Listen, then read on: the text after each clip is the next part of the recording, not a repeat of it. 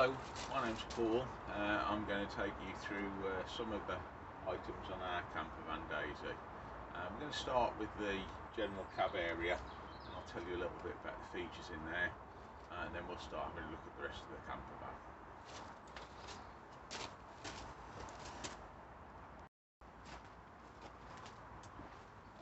Here we have the cab area of the camper van. One of the things you need to know, obviously, is how to refuel the camper. This is the refueling flap. To open it, you have to have the front door open. That might seem obvious to people. And obviously, use the key to remove the lock. Obviously, make sure you only refuel with diesel. It's an easy mistake to make and a very costly one. In the front of the cab, under the seat, is the two levelling ramps. You may need those to level a camper on some sites.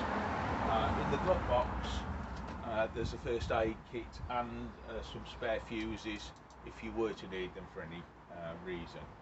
Obviously, you need to contact us if there's a problem with the van. Above the cab, there's a bit of storage space, and there's also a map. The camper does have a full sat nav on it, and some people obviously prefer to use their phones. So that's the basic cab from this side. I'll now go on and just talk a little bit the other side about the driving controls, and then we'll have a look in the back of the camper van.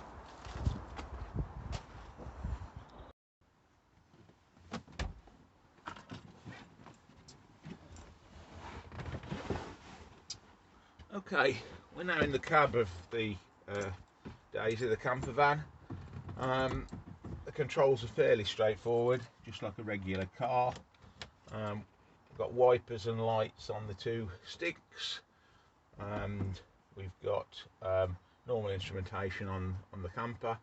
You have got a remote control to operate the sat nav, and that also controls the some of the radio features as well. Radio off. The sat nav is very useful. It covers all the normal things. On the controls for the actual vehicle itself, there is a switch that turns on the cruise control, and the cruise control is on the steering wheel. If you've got any issues with any of the basic controls, there is a handbook for the camper, the normal operating handbook for the camper in the glove box. But that turns on and off the cruise control. The other things in the camper that you might wish to use, there's obviously a reversing camera which can help you when you're reversing.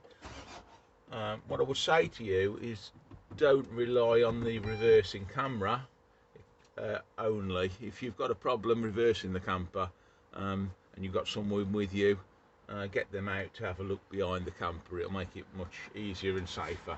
The majority of camper accidents occur when you're reversing or positioning campers.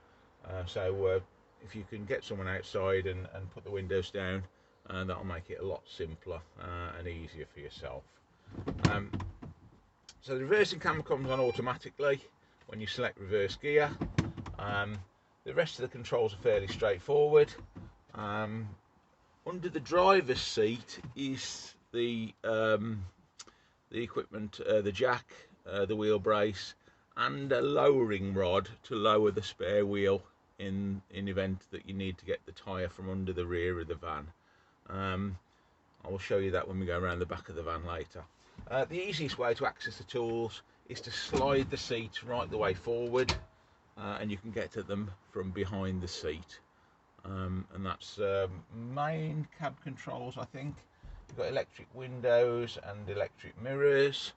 They're very good mirrors on the vehicle, and I would suggest to you that you always use the mirror as you're turning, because the van is longer than conventional cars, and the likelihood is you may, if you're not careful, catch the side of the van on a post or pillar as you turn. So all I would say to you is use your mirrors. Make sure that if you can't see, that you get someone out to show you or talk you through the manoeuvre. Okay, I'll turn the video off at that and we'll have a look in the rear of the van.